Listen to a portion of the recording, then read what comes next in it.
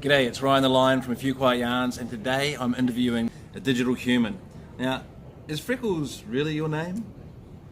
Hey Ryan, great to see you again. Great shirt. Did your mum choose it? You asked if Freckles is my real name. Are you really a lion? Well, that's a good question. Fair enough. I'm an AI-powered digital human designed by FaceMe. Today, I've been set up to show you some of my superpowers. I'll step you through a bank loan, which is one of my out-of-the-human demonstrations. Out of the human? Yeah, better not say out of the box, huh? No, not if you want your loan approved. Kidding. I can take a joke. I can tell a joke too. Well, go on then, tell us a joke. I read a book about gravity once. I couldn't put it down. Okay, so let's get serious here. Can I get a loan? Sure. What are you thinking of using the loan for? I think a Ford Ranger. Need a car. Ooh, I love cars. The new smart ones are right up my alley. Looking at your current financial situation, I can lend you up to $10,000. Would that be enough? Oh, not enough for an EV, not enough for a Ford Ranger, so no. Could I get a bit more? No problem. Because the amount is a little above what I'm able to authorize immediately, I can hand you over to one of my teammates to go through a more in-depth pre-approval process now, or ask them to call you later. I can't do that now. I'm a bit busy filming. Ah, yes. I see you have the smartphone out. I'll leave you to it, Ryan, the lion. Thank you, Freckles, the digital human. So, we'll see you again in a moment, and we'll be talking to Danny Tomsett, CEO of FaceMe, and a good friend of Freckles. So welcome back. Normally I would introduce a yarn with Danny, but we have just had a yarn with Freckles, who's part of Danny's team. So in context of what we've been doing here today, we've been meeting Frecklss the Digital Human, and now we'll meet Danny Tomsett, the CEO behind FaceMe. So pleasure to be here. Thanks for having me. Yeah. Right. Well, look, let's start at the beginning. Tell us a little bit about the company and how we got to where we are today.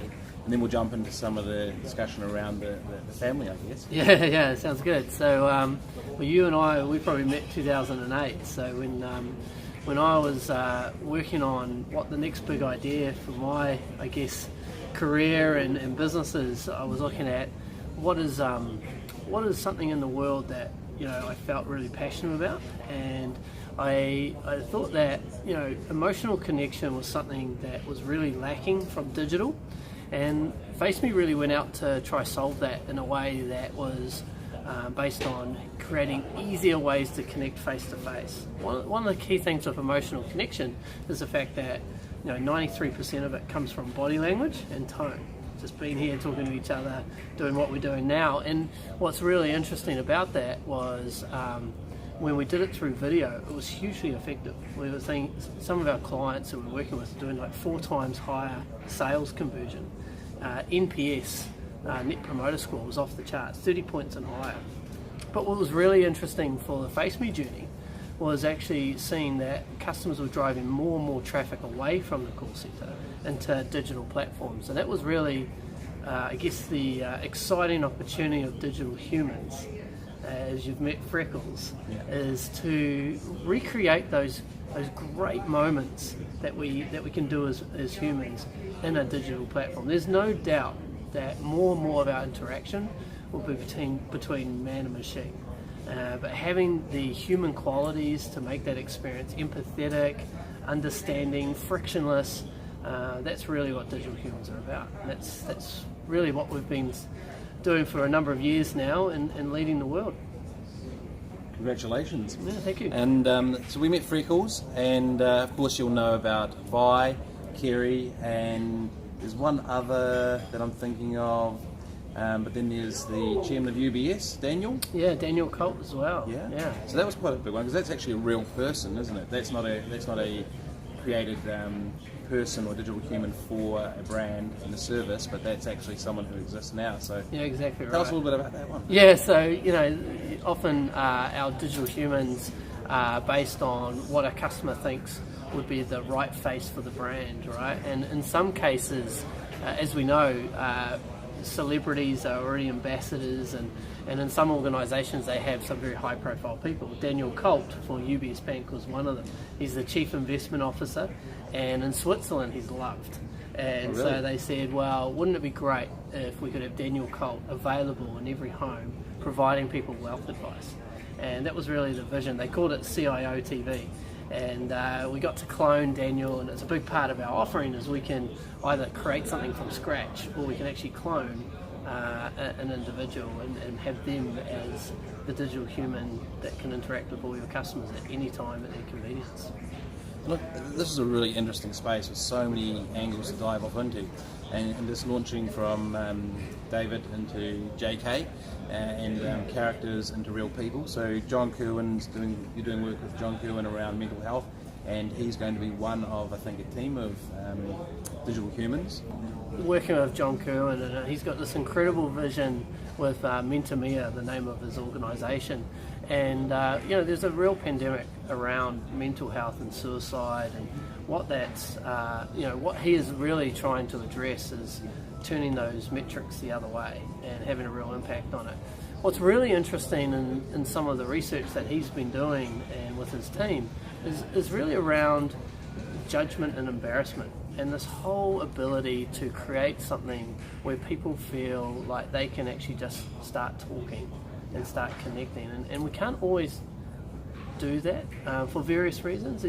Sometimes we just feel judged, sometimes we don't want to share that with people, and there's just this really interesting insight that we've learned that digital humans enable us to have a conversation but don't have those feelings associated with it. At the same time, I think John and his team also understand that this is a problem you can't just fix with people. It's just not enough people to fix it. No. You've got to create something really scalable that can do that. And a big part of our vision and our values as a company was, totally we get that it's a $1.4 trillion market for customer service, and we want to be a leading player in that. But at the same time, we know that this technology has a huge potential to affect social change in society in a positive way. So working with organisations like John Kerwin is just this beginning for us as well. Great that you're doing that work, really appreciate it. Those that have been watching the series of Yarn With and the videos I do, you would have seen me touch on my personal journey and work with a couple other people in the mental health space. So that part, the non-judgment, and that's why people don't talk, is the fear of judgment. So it's great. Normally the next question would be, what is the coolest thing in tech? But I think we kind of know what that is in this case. So let's change the question to say, what does the future hold? Yeah, and I mentioned obviously it's a huge market today where we know that a lot of the experiences we have with call centres and customer service has got a lot to go to create an experience that we love. A big part of emotional connection is based on feeling, and we know that by creating great experiences and great feelings, we'll be able to do awesome things for end users and for companies alike. I think where you think technology is going with this is very much around the changes we see also with augmented reality, mixed reality, and how these new channels of access, this digital fabric that's going to overlay our physical world, is going to be ever present. And we obviously know digital humans will be a big part of that too, all the way through to some of the social areas like just educational quality. Yeah. And having phenomenal educators available to kids in rural regions, not just in New Zealand but around the world.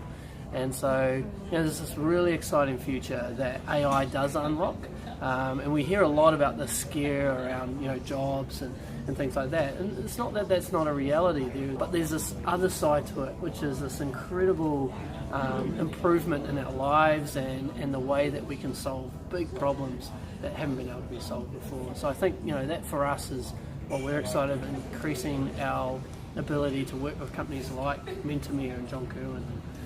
All right, well, hey, look, I think you've got to get off to your next meeting. I don't know if it's with a real human or a digital human, but thank you so much for your time. Pleasure. Thanks again for having me. awesome. Good. Okay. Nice one. Cheers. Thanks, Ron. Cheers. See you soon.